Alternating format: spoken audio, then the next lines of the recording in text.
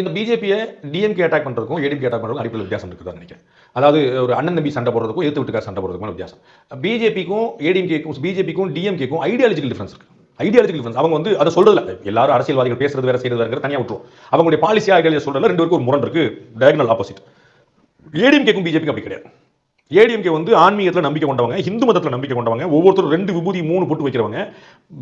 மறைந்த முதலமைச்சர் ஜெயலலிதா அவர்கள் வந்து அயோத்தியில் ராமர் கோயில் கட்டாமல் எங்க கோயில் கட்டுறதுன்னு கேள்வி எழுப்பினவங்க.